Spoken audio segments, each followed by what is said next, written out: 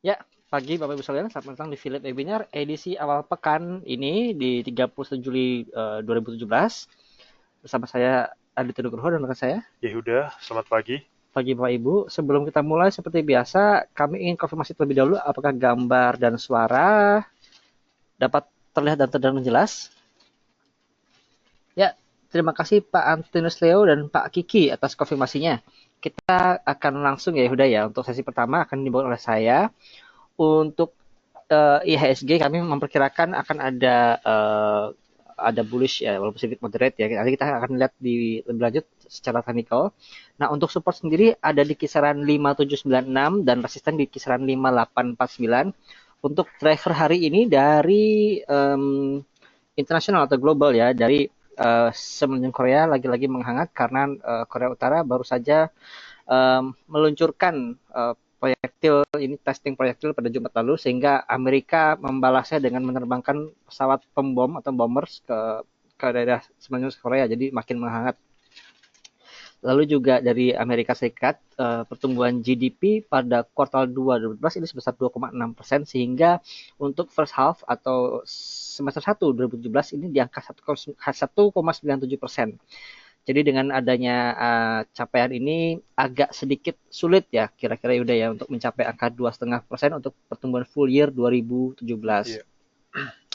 Dari Asia ada Jepang yang pertumbuhan produksi industrinya tumbuh 1,6% month to month dibanding dengan bulan Mei yang turun 3,6%, jadi ada pembaikan terutama dari sektor otomotif ya, jadi produksi mobil dan juga uh, industri kimia yang terus bertumbuh.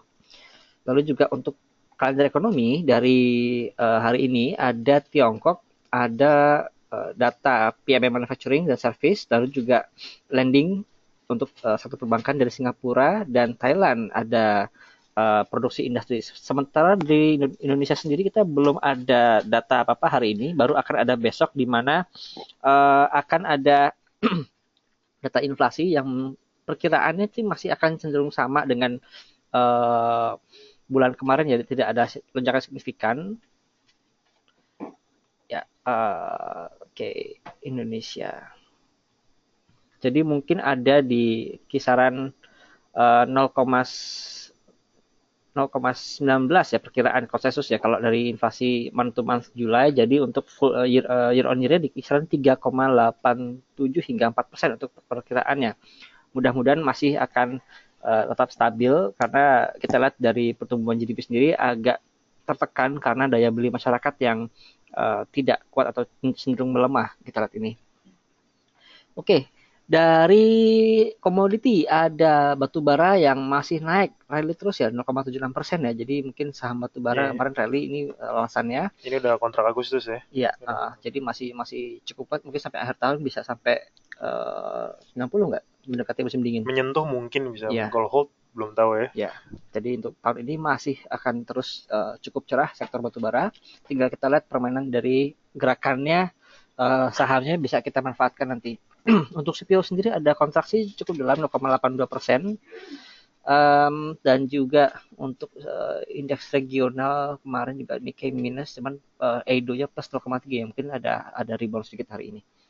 Nah, beralih ke berita, ada apa ya udah berita hari ini? Ya, yang pertama itu dari Keramika Indonesia Asosiasi, pendapatannya turun ya, 7,75% Hmm. dari tahun lalu year on year, menjadi 397 miliar dari 431 miliar. Uh, Net loss masih net loss, cuman ada improvement ya, tampaknya ada perbaikan dari 58 miliar menjadi 51 miliar untuk first half semester 2017. Lalu yang selanjutnya adalah dari BCA, NPL-nya naik untuk 6 bulan pertama dari 1,4% menjadi 1,5%. Ini masih jauh rendah di bawah industri ya. Industri kalau nggak salah di atas 2%-an ya. Jadi Mhm. masih level yang positif. Credit channeling, distribusi kredit juga naik menjadi 11,9%. Terutama yang mendapat pertumbuhan drastis itu kredit korporasi dan kredit konsumer ya. Ini tampaknya bagus ya DT. Kalau Hmm, misalnya kita lihat bank-bank lain kan pertumbuhan koreksi kreditnya ya. di bawah satu digit, di bawah 2 digit maksudnya. terutama kayak Panin Hmm. yang 2 digit, kalau nggak salah satunya lagi OCBC ya. Jadi ini Kayaknya lumayan. jarang BCA ini berani ngasih bunga murah jadinya. Soalnya cost of fund dia murah. Ya itu dia. Cost of fund dia murah ya kan. Jadi dia Kalau yang lain kan masih komposisinya banyak uh, di deposito gitu kan, cost of fundnya mahal. Kalau ini kan dia di gironya sama di itunya banyak. coba perlu kita lihat dia apa ya, net interest marginnya ada agak squeeze nggak dibanding dengan periode sebelumnya. Kalau memang agak turun ya, tapi mungkin masih masih lebih baik dari bank lain, dia Ya. masih bagus harusnya. Lalu selanjutnya Jasa Marga membukukan laba bersih sebesar 1 triliun, meningkat 9,76% dari tahun lalu ya. Mhm. Ini peningkatannya kontribusinya dari jalan tol ya 2,75% dan bisnis lainnya Mhm. 7,47%. Eh, Juga sekarang Jasa Marga ingin meningkatkan kapasitas investasinya melalui aksi korporasi, yaitu di tol Jagorawi, sekuritrisasi tol Jagorawi ya. Mhm. Ini udah berita beberapa bulan lalu. INDF selanjutnya revenue membukukan revenue atau pendapatan sebesar 35,65 triliun, meningkat sebanyak 4,6% year on year. Meskipun ada perlambatan Mhm. di industri FMCG ya, tapi tampaknya revenue masih meningkat. Uh, ini performanya sangat dependent sama agriculture apa Kombakin CPO ya. ya dari CPO-nya ya. Uh, Kalau misalnya dari FMCG-nya sendiri mungkin ada perlambatan kali Kita Pit ya. harus lihat dari apa ICBP-nya. Kalau ICBP sih, nah kalau agak pelambatan, saya rasa nggak juga. Kenapa? Soalnya 70% atau 80% revenue dari ICBP itu dari Indomie.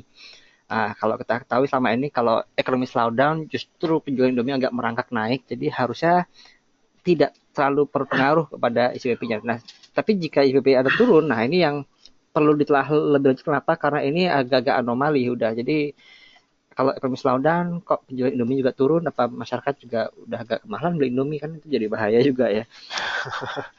Nah, kita beralih ke foreign flow analysis. Sorry, Atau ada Pakuan ya? iya, Ya, earnings update ya. Kemarin kan kita rilis report untuk Pakuan. ya Pakuan.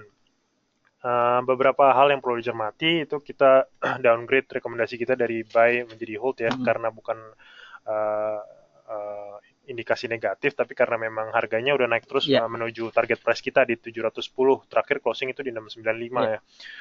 Tapi kita tetap maintain di target price kita di 710 karena beberapa hal ini seperti bottom line-nya itu inline ya sama estimasi kita di 552,6 miliar, Hmm. estimasi kita tuh di 551,93 miliar. Jadi cuma Kontrak lah. beda 0,3% kalau nggak salah sama itu, tapi bid konsensus ya, konsensusnya itu ada di 450-an kalau nggak Hmm. salah untuk second quarter.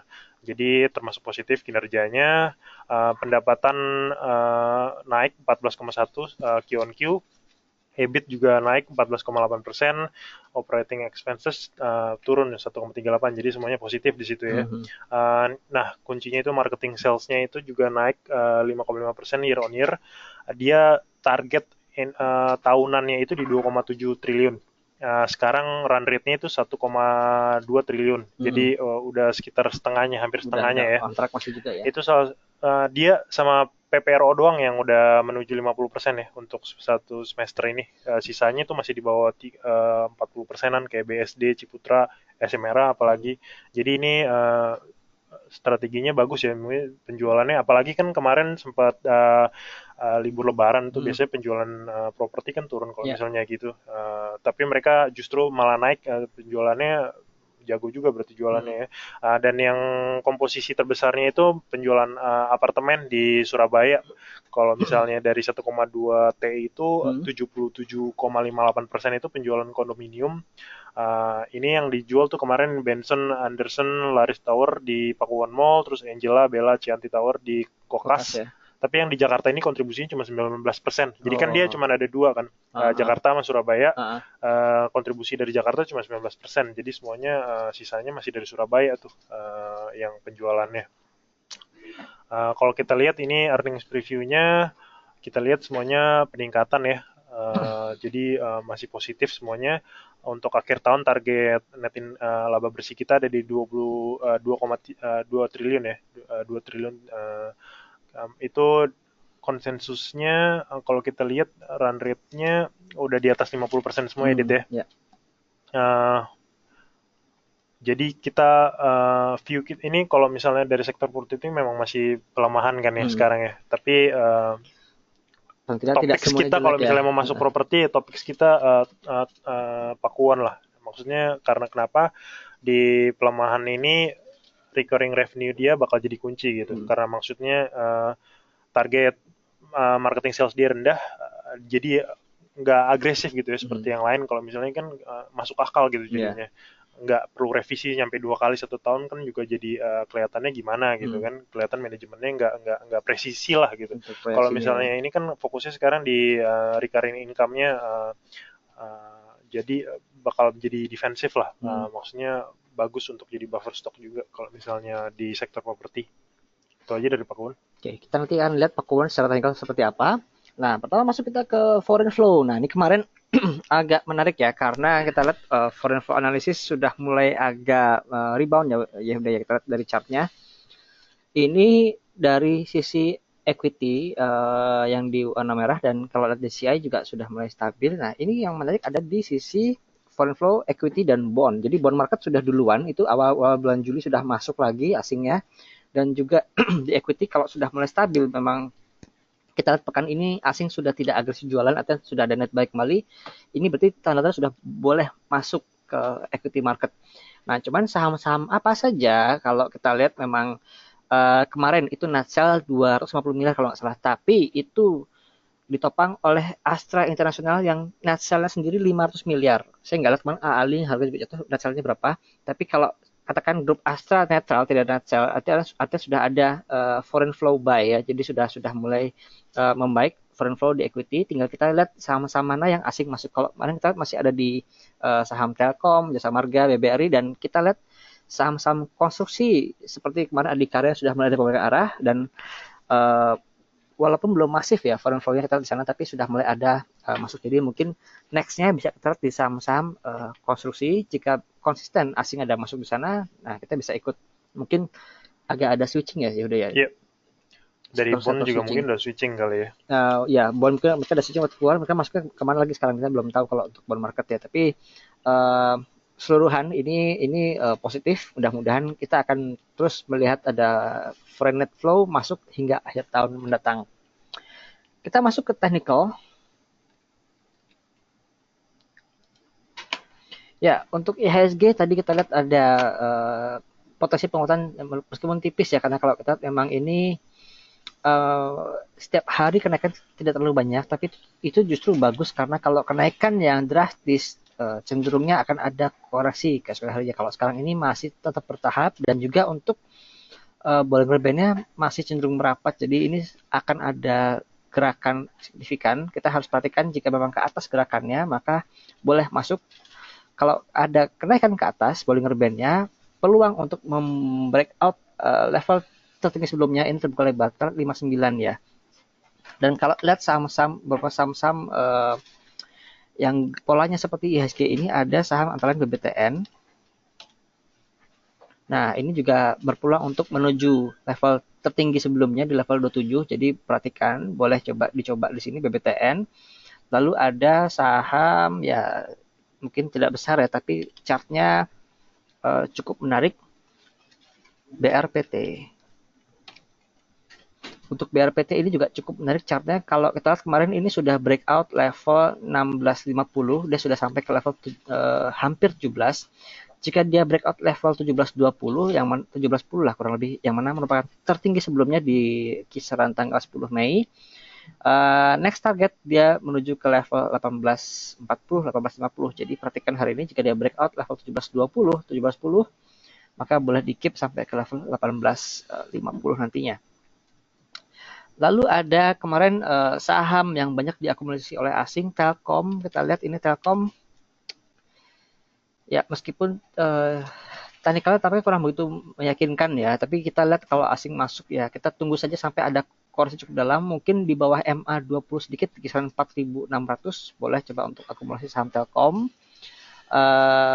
Namun perhatikan ya, karena kemarin kenaikannya tidak mencapai level tertinggi sebelumnya, jadi ya agak agak khawatir juga sih di Telkom, tapi ini untuk jangka pendek boleh ditradingkan jika sampai di level 46 4620. Next, untuk spekulasi ada saham Astra Internasional yang kemarin kita lihat juga turun cukup dalam dan asingnya masih net sell cukup besar. Cuman kami sarankan ASI ini tetap perhatikan net sell-nya. Jika net sell-nya sudah reda atau ya paling tidak sebesar kemarin, itu boleh mulai perhatikan. Jika ada koreksi mungkin sampai level 7750 atau mungkin 78 boleh coba untuk masuk kembali. Namun untuk saat ini masih wait and see. Jadi ini kita bicara untuk pekan ini ya. Kalau lihat dari stokastik ini sudah sangat di bawah sekali, jadi sudah mentok bahkan sudah di nol. Dan untuk masih di line masih mengarah ke bawah meskipun untuk masih di histogram sudah mulai agak sedikit melemah, kekuatan pelemahannya. Jadi masih wait and see. Kita menantikan ada pembalikan arah di saham ASI ini. Ya, kita memasuki sesi tanya jawab. Bagi Bapak Ibu yang ada pertanyaan, silakan untuk memasukkan di kotak yang tersedia ya.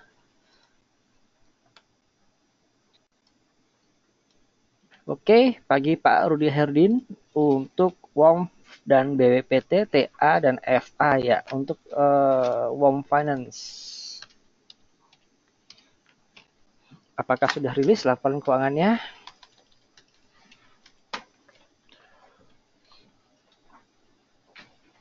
Ya, masih belum keluar, masih Q1 ya. Jadi kalau revenue-nya ada naik 10% dan bottom line juga net profit ada naik 7 miliar dari posisi 20 miliar tahun lalu. Jadi masih agak membaik dengan PE ratio 5,4 dan PBV 0,7. Jadi mungkin kalau secara valuasi ini cukup menarik ya Bang Fani, karena volumenya nggak terlalu banyak ya udah ya. Jadi nggak mungkin saham ini untuk apa ya di hold juga gerakannya nggak terlalu signifikan, tapi kalau valuasi cukup menarik mungkin. Kemarin kan dia naik ini bergerak karena yang berita Maybank itu kan. Oh iya, ada Maybank ya, tapi kalau sekarang sudah mulai kalem lagi ya, mungkin masih tidak banyak bergerak di kisaran 165 hingga 180 Pak, jadi bisa di tradingan saja di rentang itu. Kalau Bapak ingin hold ya boleh, cuman kita belum tahu ya untuk sektor multi finance dengan kondisi daya beli yang agak melemah mungkin akan ada tekanan di sana ya. Yeah. Jadi untuk sektornya mungkin kurang begitu bagus. Lalu ada BWPT. Kita lihat BWPT teknikalnya.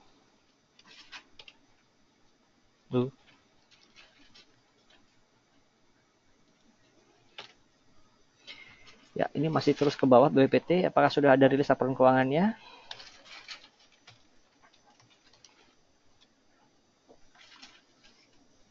Belum juga, masih laporan keuangan Q1 dan bottom line kemarin Q1 juga masih merah ya, minus 18 miliar. Membaik dibanding dengan tahun lalu yang minus 69 miliar, meskipun top line revenue juga ada kenaikan sebesar 35% dari 620 miliar menjadi 800 miliar. Jadi secara operation mungkin first half ini sudah mulai ada keuntungan ya udah ya. Jadi kalau tertinggal juga masih wait and see, mungkin tunggu sampai dari rilis laporan keuangan Pak. Kalau ada perbaikan kinerja itu boleh masuk, karena kalau lihat di sini memang chartnya masih terus dalam posisi downtrend. Kalau posisi downtrend gini kita masih susah ambil posisinya. Kalau lihat supportnya agak sedikit jauh ya, mungkin di kisaran Rp200 ini angka psikologisnya. Jadi selama dia belum rilis laporan keuangan atau ketika LAPQ-nya belum positif, kami rasa belum waktunya untuk masuk di saham BWPT ini. Lalu Pak Claudio, LSIP target price, support dan resisten. LSIP.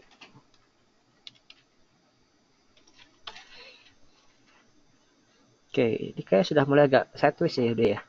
Iya. Support pertama ini. Ya, kalau support tampaknya sih ke level 1385 ini boleh coba Pak kalau ada koreksi sampai sana. Ini kita lihat memang kalau lihat trennya dalam jangka menengah, jangka pendek ini cenderung sideways dengan rentang antara 1450 atasnya dan bawahnya di level 1350. Jadi mungkin kalau 13 di 7580 tembus ke bawah, mungkin level 1350 jadi support keduanya. Jadi boleh tampung di antara level 1350 hingga level 1380. Dan resistennya pertama ada di level 1460, berikutnya ada di kisaran 1530. Jadi itu rentang support resistennya Pak. Kalau sementara ini masih cenderung sideways, tapi ini tidak terlalu buruk mengingat ini sudah melalui masa downtrendnya ya Pak ya. Kalau di sini kita lihat ya, ini downtrendnya dari sini sampai ke ya, sebenarnya sudah patah fase downtrend ya. Jadi sudah memasuki fase sideways, dan kalau fase sideways selesai ada breakout ke atas maka bisa kembali uptrend. Jadi Jadi ini breakout di 1530 ini, kalau ya, misalnya breakout di situ betul. mungkin ada 15.3. Tapi mungkin kalau sebelum 15.3 dia harus breakout dulu 14.6-nya. Jadi sudah mainnya di range-nya beda antara tadinya kan, sekarang masih di range 13.5 sampai ke 14.50 ya. Kalau mungkin sudah breakout 14.50, dia mungkin antara support 14.50 hingga ke 15.30. Jadi dia rentang ini akan bermain di sana dulu, baru dia breakout ke atas. Nah, kalau sudah breakout ke atas boleh sama posisi. Kalau sekarang mungkin kalau Bapak ingin nampung dan view-nya agak jangka menengah panjang, boleh tampung nanti kalau di kisaran support 13.8 dan 13.5, nanti untuk panjangnya boleh di keep, dan kalau breakout 15.3 boleh tambah kembali Pak. Demikian Pak Claudio. Lalu Pak Setiadi, saham Adaro dan ITMG kalau beli di harga berapa? Nah, kalau batu bara kemarin kayak sudah agak banyak naiknya ya udah ya. Oke, ini lihat dari teknikalnya, untuk Adaro lebih baik hold dulu Pak. Kita lihat tampaknya agak mulai ketahan kekuatan kenaikannya. Jadi kalau Bapak ingin coba masuk, itu boleh perhatikan garis merah yang mana merupakan MA 20 hari. Ini kalau MA 20 hari ada saat ini di kisaran 17.10 Pak untuk supportnya. Jadi mungkin tunggu sampai ada koreksi dulu sampai ke EMA 20, nanti mungkin kedepannya agak berubah EMA 20-nya, tapi bisa digunakan EMA 20 sebagai patokan untuk masuk. Jadi kalau sekarang di 17.10, mungkin ke depan bisa 17.20 untuk EMA 20 harinya. Lalu ITMG,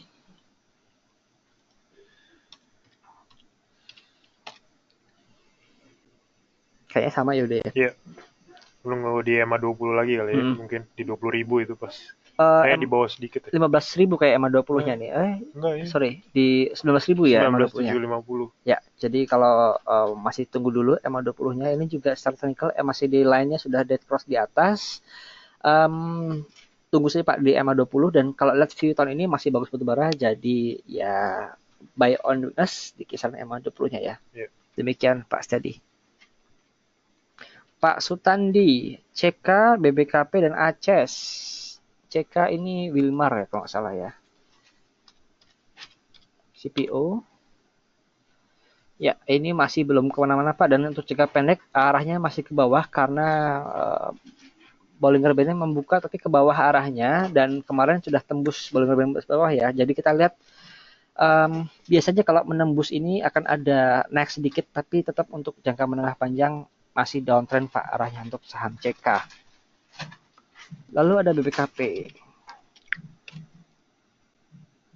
Bukopin juga ini sideways ya, tapi juga ada peluang dia untuk tembus support. Sekarang pasti tepat di area support 615. Jika dia jebol ke bawah 615, kurang begitu bagus karena arah berikutnya di kisaran Rp600 Pak Sutadi. Jadi kalau Bapak ingin trading, coba tunggu dulu Pak. Kalau dia jebol ke bawah, tunggu sampai di 600, boleh buy on weakness. Namun jika dia mantul lagi ke atas, mungkin sampai 620 boleh masuk, karena bisa trade sell di kisaran 635 hingga ke 640 rupiah. Next ada ACES Software. Kita masih nunggu laporan keuangan kuartal 1-nya, kuartal 2-nya, first half-nya. Dan kalau lihat prognosanya mudah-mudahan akan cukup positif, dan sekarang ini sudah mendekati MA 20.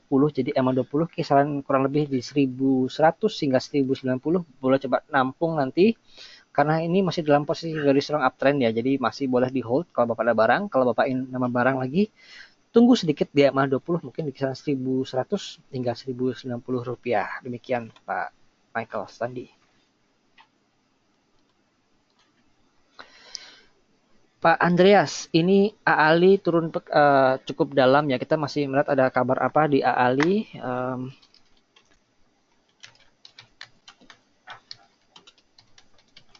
Kalau memang kita lihat kemarin turunnya sangat drastis, Pak. Padahal sebelumnya kalau lihat dari technical ini bagus banget untuk chartnya. Ini kalau kita lihat dari teknikalnya dulu mah, Hmm, mungkin sekarang support pertamanya ada di hmm, 14.355 ya. ya. Ini udah menyentuh EMA 20 waktu bulan awal Juli berarti. Kalau Mung- misalnya sekarang nih, Mungkin akan ada tren rebound hari ini ya udah ya. Tapi kalau lihat dari patah ke bawah gini jadi kurang begitu bagus technicalnya. Jadi kalau ada rebound eh boleh untuk keluar dulu. Meskipun untuk berita fundamental sebenarnya bagus ini ya. tergantung opening juga sih, Dit. Biasanya kayak gini kalau misalnya ada gap up mungkin bisa Oh rebound ya, kali. Kalau misalnya nggak ada gap up ya berarti lanjut heeh. harusnya. Kayak sih kayak ada gap up dulu ya pagi ya technicalnya jadi tetap masih tapi pun ada gap up tidak mampu nutup loss kemarin ya ya udah ya. Jadi kalau ada kenaikan lagi-lagi ini saham blue chip jadi tetap perhatikan foreign flow-nya jika asing jualan saya kemarin belum lihat posisi ahli di berapa cuman kalau hari ini net sell-nya masih banyak lebih baik dihindari dulu tunggu sampai sudah reda jualannya meskipun kalau fundamental ini sebenarnya untuk top line atau revenue naik 35% dibanding dengan first half 2016 dan juga untuk laba juga tumbuh 33%. Ini sebenarnya untuk fundamental bagus, cuma kita um, kurang tahu apakah ada faktor lain yang mempengaruhi karena ini gerakannya juga kemarin tiba-tiba ya dan juga ASII-nya kemarin net sale cukup besar 500 miliar rupiah. Lalu ada Pak Ahmad Irfandi, BJBR, Medco dan LSIP.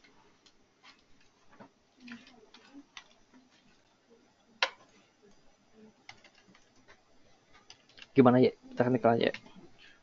BJBR support pertamanya ada di 1920 ya. Uh-uh. Mungkin bisa tunggu nyampe menyentuh level tersebut kalau misalnya jadi entry point-nya ya. Ya, Uh, ini MACD-nya kemungkinan ada potensial untuk golden cross namanya. kayak sih udah sih, udah tipis ya Ini meskipun ya.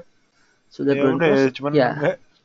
ada tekanan dari penjualan makanya Uh, nggak balik arah ya. Iya, tapi Ini kalau untuk lihat dari histogramnya sudah masuk sedikit ke positif ya. Jadi mungkin hari ini, nah hari ini kayak penentuan nih. Kalau hari ini hijau, paling tidak dia bisa tembus ke 2000 lagi, boleh ikut masuk. Mungkin target pertama 2100 ya kita lihat ya. Tapi kalau hari ini masih ada dalam tekanan ya, ini masih wait and see. Jadi kuncinya ada di level 2050. Jika dia sampai ke sana, boleh ikut karena arahnya ke sampai 21 dan jika masih kuat lagi nextnya ke level 2160.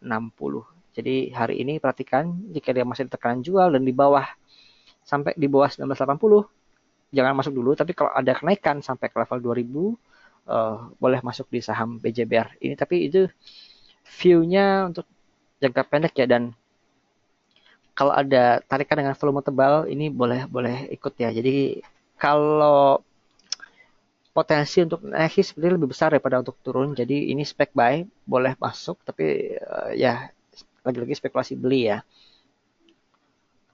Medco. Next ada Medco Energi. Oke, masih sideways kayaknya ya udah ya.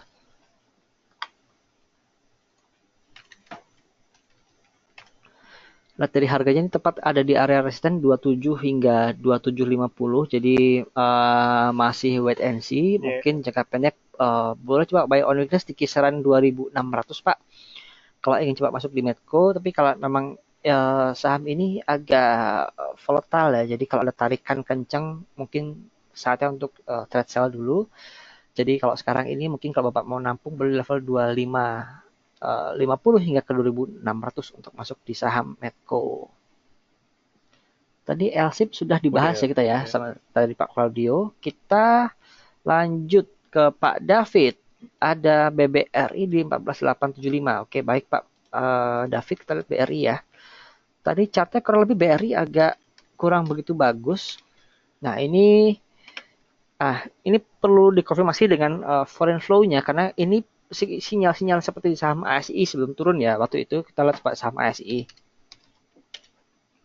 Nah, ini sinyal-sinyal ASI di tanggal 13 Juli ini sudah mulai agak melemah dan berikutnya diiringi oleh turun yang cukup dalam. Namun ASI beritanya adalah ketika itu asingnya sudah net sell di posisi sejak bulan Mei Juni sudah mulai jualan. Jadi ini sudah Mereka tinggal buang barang aja. Kalau BRI kita lihat asing tampaknya belum net sell Pak. Jadi sementara masih bisa cukup aman di BRI. Eh, Bapak ada barang di level 14.875 ya. Oke, 1875. Kita lihat kemungkinan akan ada tarik sekali Pak. Kalau sampai andainya sampai ke level 14.875 lagi bisa bisa balik badan, lebih baik dijual dulu saja. Um, Tampaknya sih ini kalau asing masih net buy harusnya masih bisa ada tarikan lagi Pak. Jadi bisa jual di posisi positif. Pun seandainya dia ada jebol ke bawah sampai ke 14.300 mungkin bisa lepas dulu. Nanti kita lihat tampung untuk supportnya mungkin sampai ke Rp14.000. Jadi untuk ditelikan saja. Sementara ini kita lihat hold dulu Pak. Kalau lihat hari ini bisa naik sampai ke level ya paling nggak 14.5 dan nextnya kita 14.8 bisa kecapai, lebih baik jual di sana karena lebih aman untuk jual di posisi atas kan Pak ya. Kita coba tunggu dulu hari ini. Namun jika hari ini justru malah jebol ke bawah 14.3, boleh dijual dulu Pak. Kita lihat dulu untuk bottomnya di berapa. Karena ini Bollinger Band tampaknya arahnya ke bawah ini. Pak Antonius Leo, PSBP, BNGA, dan AALI. PSBP. Ya ini tarikannya cukup kuat ya ini udah sepekan ya naiknya dari posisi bottomnya kemarin. Masih euforia dari berita Iya, buyback ya. dan selamat buat yang sudah beli di 420. Buat yang cut loss ya. Aduh, kok jadi curhat.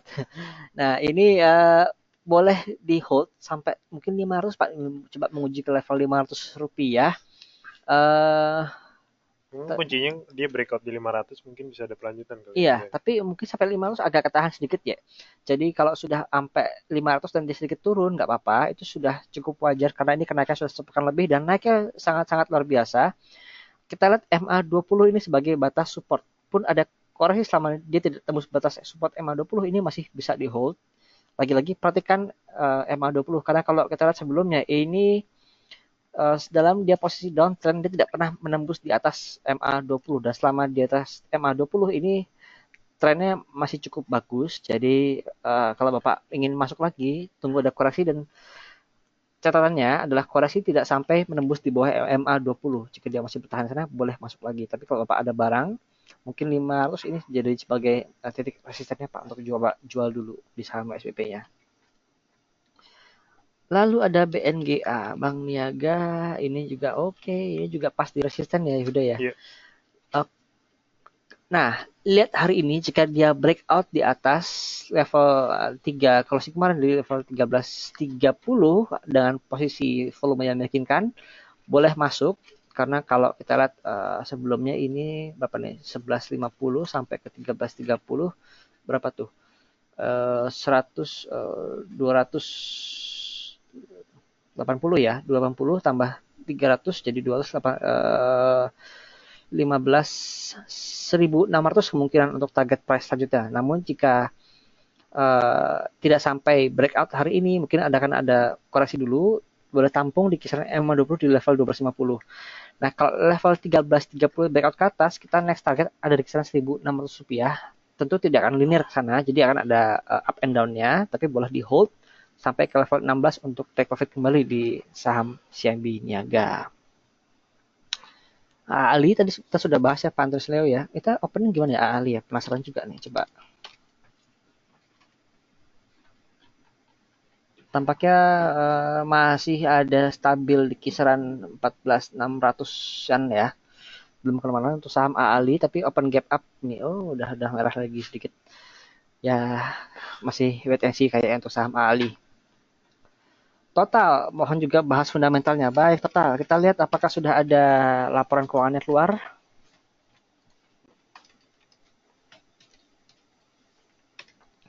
Total ini adalah konstruksi tapi swasta. Kalau secara performance dibanding dengan swasta lainnya, ini cukup bagus Pak. Karena dia proyeknya banyak dan karena agak pelesuan di sektor properti komersial, jadi mungkin untuk perusahaan konstruksi swasta yang tidak dapat proyek-proyek pemerintah ini agak sembelep revenue-nya.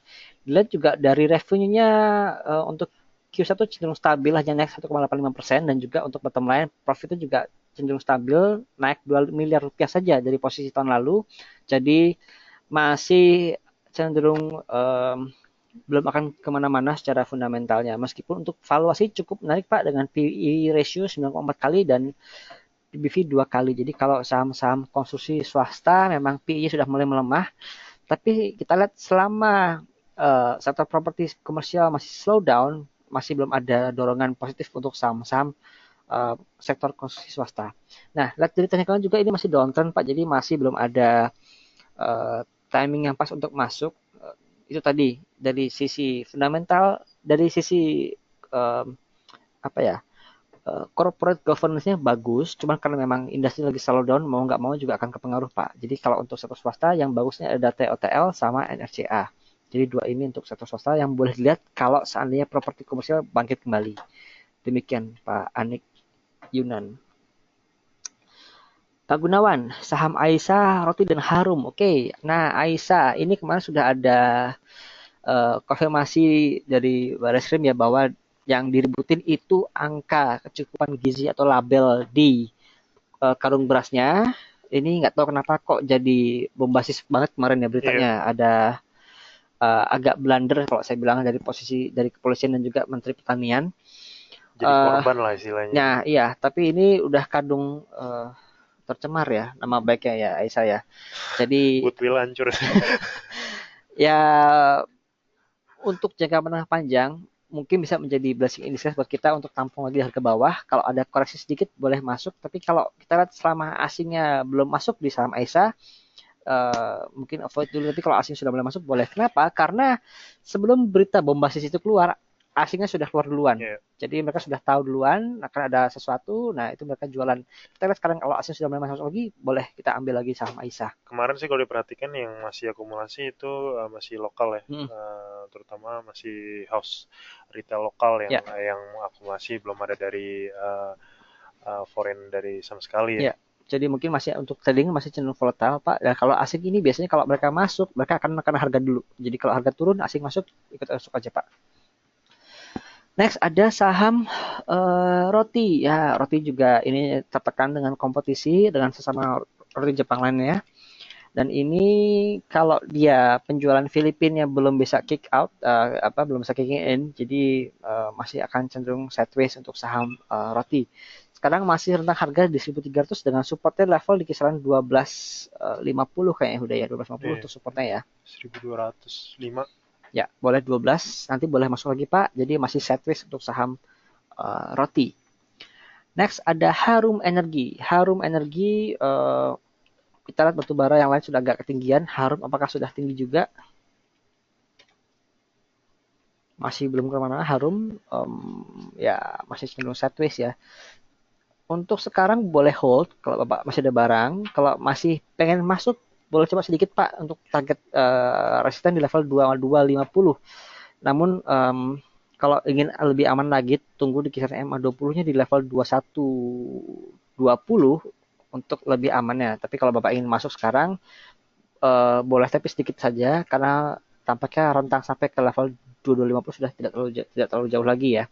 Jadi rentangan sementara di level 2250 untuk resisten dan level 2100 untuk supportnya Pak. Pak Markus, ya tadi ahli WSBP sudah kita bahas. Nextnya ada saham INAF, Indofarma. Masih downtrend ya udah ya. Dan spreadnya juga kecil ya setiap hari. Jadi selama volume belum ada gerakan, mungkin jangan masuk dulu Pak untuk saham INAF. Karena ini akad mover juga belum gerakin sama sekali. Jadi tunggu sampai ada volume saja Pak untuk masuk lagi di saham INAF. Kalau Bapak ada barang ya boleh di hold sampai ada tarikan untuk bisa keluar lagi Pak. Demikian Pak Markus. Pak Alimi, saham Doit. Ya, Doit ini juga ada technical rebound ya. Jadi kita lihat ini MA20-nya menjadi resistennya jika dia mampu menembus MA20 di 825, kita akan melihat level 900 menjadi resisten berikutnya. Namun jika tidak kuat tembus 825, lebih baik jual dulu. Boleh bawah menjadi support yang dapat digunakan untuk masuk kembali di saham. Artian kalau dia masih di WMA20 masih dalam tren, Pak. Uh, Lalu ada timah.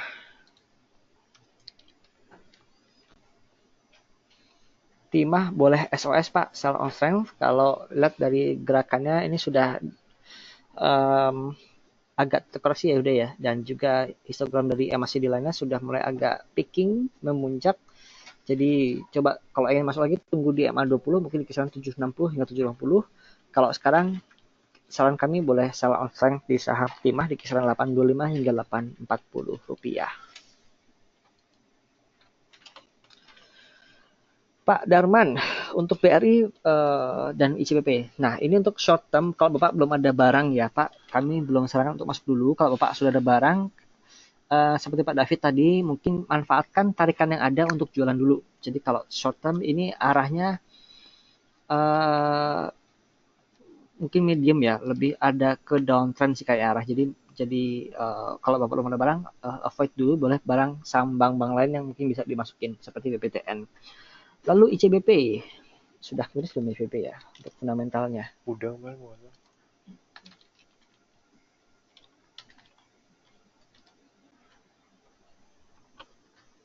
Ya udah tadi kemarin ya. Untuk Q1-nya ada naik 6% saja ya, masih moderate ya untuk top line-nya. Bottom line juga naiknya stabil, jadi masih fundamental nggak ada masalah. Tapi memang karena demand untuk konsumen kayaknya sudah mulai agak melambat.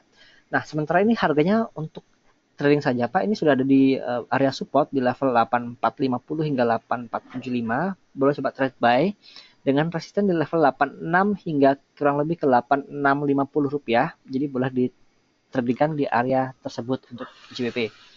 Namun untuk view ke depannya tampaknya masih akan cenderung sideways Pak. Jadi sebaiknya untuk trading saja di saham ICBP. Next, Pak Andi, ada CTRA dan SMRA. Ya, secara fundamental sih CTRA lagi ada limited review ya. Biasanya sih limited review gitu kalau mereka mau nerbitin obligasi ya. Kemarin BSD di Q1 juga limited review untuk nerbitin global bonds mereka kan. Jadi mungkin tunggu aja nyampe tengah Agustus. Tapi kalau misalnya dengar-dengar dari kemarin sih marketing sales performance mereka nggak gitu bagus ya, cuma 32%. Dibandingin tadi sama Pakuwon sama PPRO yang udah 50%. Kemungkinan nggak nyampe ya untuk akhir berat tahun. Berat ini sih kayaknya. Iya, total targetnya 8,5 T. Biasanya sih mereka revisi lah. Kemungkinan sih target revisinya di 8 T-an ya harusnya. Itu masih cukup agak berat kayaknya sampai 8 T. Kalau soal fundamental sih paling itu aja sih beritanya. Kalau technical ini ada trend rebound nggak sih ya udah ya? Untuk trend rebound kemarin juga pada kemarin itu membentuk hammer apa flat hammer. Jadi ada kemungkinan trend rebound dan trend reboundnya gap up sih hari ini. Iya, gap up. Untuk resistennya di level lagi-lagi MA 20 hari itu di angka 1160 perkiraan kita ya, tapi mungkin tidak akan pindah ke sana. Jadi ini spekulasi buy, boleh coba buy on weakness di kisaran 10-20 ya. Tapi pada hari kalau ada pelemahan lagi bahkan sampai nyentuh level 1000 lagi, sebaiknya avoid dulu saham CTRA. Jadi ini masih spekulatif buy on weakness. Terus selanjutnya SMRA ya. Sumarecon. Tadi udah keluar sih laporan keuangan tadi pagi kalau nggak salah. Ada peningkatan tipis kalau nggak salah di laba bersih dan pendapatannya. Tapi marketing salesnya tadi kembali mirip sama CTRA. Sebetulnya kalau misalnya developer yang fokus sama residential property ya, maksudnya landed house itu pasti performance-nya memble deh. Soalnya memang penjualan juga lagi lesu kan. Terus kemarin ditambah lagi liburan lebaran. Nggak nyampe 50% juga kalau nggak salah di area 30%-an dari total target. Ini secara teknikal sih udah membuat support baru ya di Rp1.000 tuh angka psikologis tuh. Ya, angka psikologis. Mungkin karena laporan keuangannya sebetulnya positif sih. Tadi first half semester mungkin kalau misalnya tertarik untuk spekulasi bisa masuk di level support tersebut ya. Mungkin trading sampai 10.75, lalu next levelnya itu nyampe 11.45 ya. Tapi kalau misalnya long term sih masih belum. Untuk aman sih kayak tunggu ada pantulan dulu Pak. Jadi masih tunggu sideways dulu paling enggak ya, baru boleh tampung lagi. Ya, berikutnya siapa nih? GCTL ya, Bu Wina, GCTL.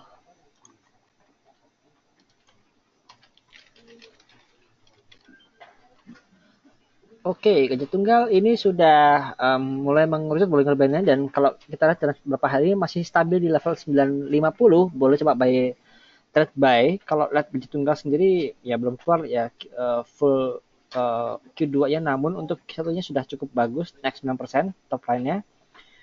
Walaupun bottom line-nya ada sedikit koreksi, tapi kalau dari technical-nya ini ada peluang untuk technical rebound. Syaratnya adalah dia harus naik paling tidak sampai ke level 975 dulu, baru boleh ambil lagi untuk masuk ke atas targetnya. Kalau dia sudah bottoming di kisaran 950 ini, kurang lebih di sekitar 1050 untuk resistannya. Demikian Bu Wina. Pak Haryanto tadi Medco sudah kita bahas. Nah, GPRA, Gepra, properti juga, dan ini juga belum begitu bagus Pak ya. Jadi mungkin akan cenderung sideways ya. Untuk support sendiri ada di kisaran 121. Jadi kalau mau tunggu di level 121 boleh coba tampung di sana. Tapi mungkin um, kalau satu properti boleh coba di Pakuan saja tadi ya, sama Akuan aja dulu Pakuan lah. aja mungkin lebih aman ya. Lagi-lagi kembali kita harus ke bottom line-nya gimana penjualannya. Ya, tadi Pak Michael sudah. Ibu Vivi, saham Sritex. Sril tunggu dulu Bu untuk masuk mungkin sampai ke level 320 ya. Kita lihat ini ada supportnya, mungkin sampai ke sana. Coba tunggu di sana. Kalau seandainya sudah mantul lagi, boleh masuk di Sril.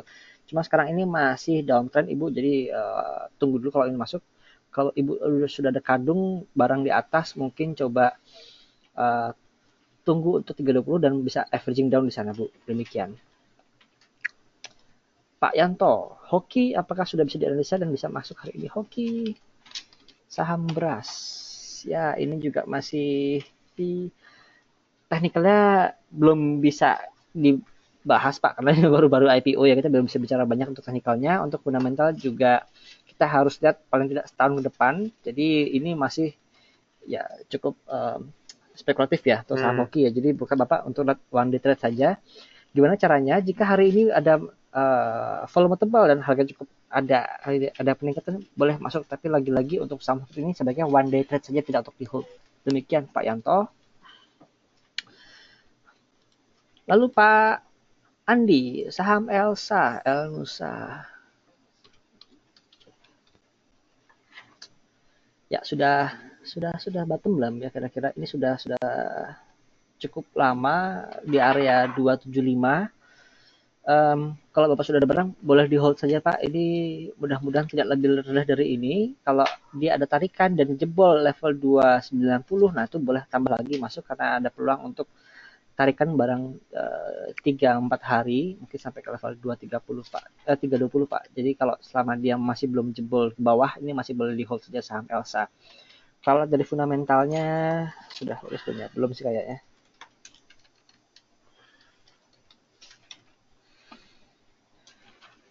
Elsa, ya belum rilis Q2-nya, tapi Q1 juga masih bagus. Walaupun net profitnya turun drastis ya, ini mungkin karena ada dari sisi operasional